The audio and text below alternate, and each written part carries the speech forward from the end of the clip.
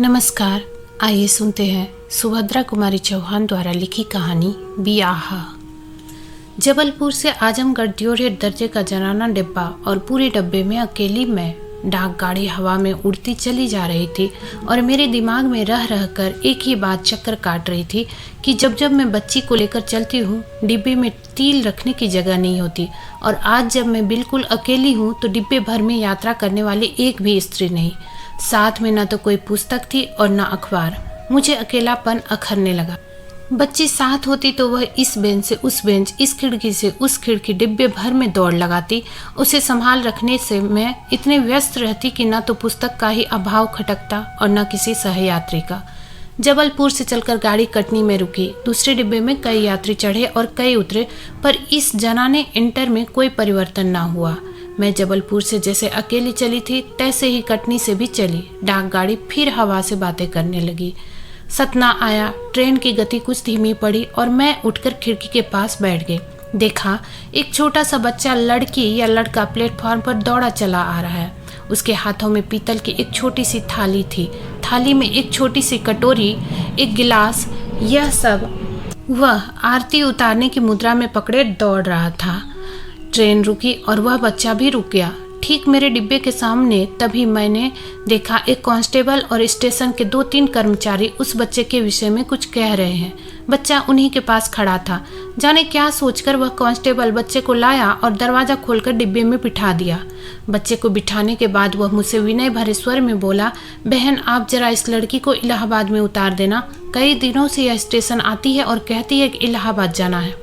मैंने पूछा, पर यह बच्ची है किसकी? यह तो मैं नहीं जानता, कांस्टेबल ने कहा, पर इसे इलाहाबाद जाना जरूरी है। कई दिनों से कह रही है और गाड़ी के पास दौड़कर आती है।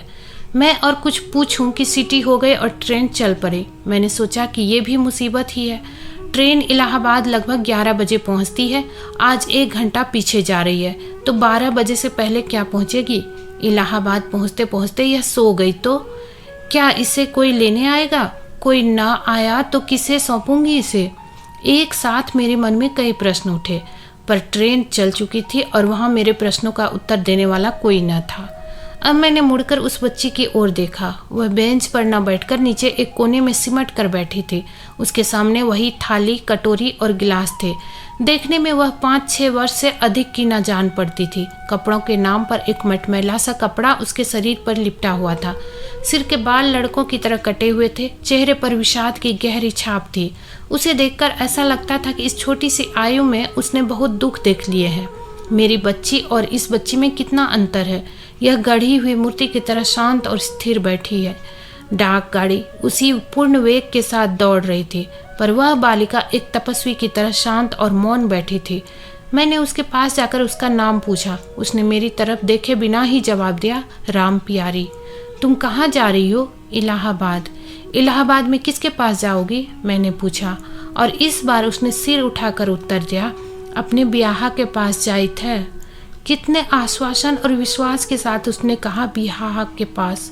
तो इसकी शादी भी हो चुकी है? मैंने पूछा, तो तुम्हारे माँ बाप कहाँ हैं? मरी गए, उसी विकर रहित स्वर में उसने कहा। मरे हुए कितने दिन हुए और तुम्हारे कोई नहीं है? ढेर दिन अस्पताल में रहने के बाद वहीं मरी गए। हमारा ब्याह इलाहाबाद में है। और यह थाली, कटोरी, गिलास कहाँ लेकर आई हो? अपने घर से लेकर आई हो। ब्याह के घर लेकर जा रही हो। मैंने सोचा यह बच्ची जिसके माँ बाप के मरने पर इसके ब्याह ने कोई खोज खबर ना ली, उसी ब्याह को खोजने यह कितने विश्वास के साथ निकली है। मैंने फिर पूछा, इलाहाबाद में तुम्हारा ब्याह कहाँ रहता है? उसने फिर वही सादा सा उत्तर दिया, वहीं इलाहाबाद में। अब मैं और क्या पूछती। वह तो इलाहाबाद को भी अपने गांव सरीखा मानती है, जहां गिने चुने कुछ घर होंगे। आराम से अपने ब्याह को खोज लेगी। मैंने पूछा, इससे पहले कभी ब्याह के घर गई हो? उसने आश्चर्य मिश्रित कातरता के साथ देखते हुए कहा, चला हुए बयाना, ब्याह के घर कोई नहीं जाता। अब इससे अधिक उससे प्रश्न करना उस पर अत्याचार होता, अतः मैं चुप रह गई। गाड़ी उसी तेजी के साथ चली जा रही थी। ठंडी हवा तीर की तरह भीतर आकर शरीर को कांपाने लगी। मैंने अपनी शॉल निकालकर ओढ़ लिया। मैं केवल 2 दिन के लिए जा रही थी, इसलिए कपड़े भी इने गिने ही थे। अंत में बहुत सोच विचार कर मैंने तय किया कि बिछाने की चादर के बिना मेरा काम चल सकता है और उसे निकालकर मैंने उस बच्ची को उड़ा दिया। वह बोली कुछ नहीं, पर विस्मय के साथ मेरी ओर देखती भर रही। शाम बढ़ चुकी थी, कुछ भूख भी लगाई थी। मैंने खाना निकाला और कुछ उसे दिया और स्वयं भी खाया। उस लड़की ने मेरे मातृत्व को क्रियाशील होने का अवसर दिया। खाना खाने के बाद मेरी कुछ देर लेट जाने की आदत है, अतः मैं लेट गई और सो गई। इतने में गाड़ी फिर रुकी। यह मानिकपुर था। चित्रकूट दर्शन करके लौटने वाली स्त्रियों का एक झुंड एक साथ डिब्बे में भर गया। मैंने पैर सिकोड़कर 2 स्त्रियों को बैठने की जगह दी, किंतु मैं उठी नहीं, लेटी रही। फिर उनका ध्यान उस लड़की की ओर गया और पूछताछ शुरू हो गई। एक महिला ने मुझसे पूछा, क्यों बहन जी, यह बच्ची आपके साथ जा रही है? और मैं नहीं कहकर सो गई। अब सीधे उसी के प्रश्न होने लगे। क्या पूछा गया मैं सब तो सुन नहीं सकी। राम प्यारे की किसी बात को सुनकर वह जोर से हंस पड़ी। थोड़ी देर बाद बहुत शोरगुल सुनकर मैं उठ बैठी। देखा तो सामने ही पटिये पर बड़े बड़े अक्षरों में लिखा था, इलाहाबाद जंक्शन। सजग होकर मैंने उस कोने को देखा जहां राम प्यारी बैठी थी, पर वह वहां नहीं थी। मेरी चादर समेटकर मेरे पैताने रखकर राम प्यारी अपने ब्याहे को ढूंढने चली गए। सामने प्लेटफार्म पर जहां चित्रकूट के दर्शन का पुण्य लाभ करके लौटने वाले स्त्रियों का समूह खड़ा था, जिनसे बिना टिकट की यात्रा करने के कारण टिकट जांचने वाली महिला डबल किराए के लिए उलझ रही थी, मैंने देखा राम प्यारी कटोरी, गिलास और थाली को आरती की मुद्रा में पकड़े खड़ी है। उन स्त्रियों के साथ वह भी रोक ली गई थी। उन स्त्रियों के यह कहने पर कि वह लड़की उनके साथ नहीं है, टिकट जांचने वाली महिला ने राम प्यारी से पूछा, छोकरी तू कहाँ जाएगी, कहाँ से आई है? और राम प्यारी का उत्तर था, घर ते आयत लाग है, अपने ब्याह के घर जाब। और वह आगे बढ़ गई।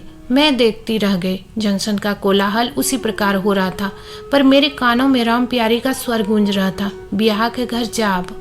क्या वह राम प्यारी का ही स्वर था? वह छोटी सी बच्ची क्या जाने ब्याहे को। ऐसा लगा युग युग से कोई अज्ञात वाणी, जिसे सीता और सावित्री कहते हैं, उस बच्ची के कंठ से प्रतिध्वनित हो रही थी। मैं सोच रही थी कि मैं सांसारिक बंधनों से और अभी तो आजमगढ़ के कवि सम्मेलन से न बंधी होती तो राम प्यारी के पीछे पीछे जाती, देखती वह अपने ब्याह को कैसे खोजती है। आह, यह अन्वेषण कितना सुंदर होता। पर अब तो रह रहकर एक ही प्रश्न उठ रहा था, जो अभी भी अनुत्तरित ही है, उसका ब्याह उसे मिला भी या नहीं। दोस्तों, उम्मीद करती हूँ आपको ये कहानी अच्छी लगी होगी। ऐसी ही कहानियाँ सुनने के लिए हमारे चैनल को सब्सक्राइब करें। मिलते हैं अगली वीडियो में, तब तक के लिए आज्ञा दीजिए। धन्यवाद।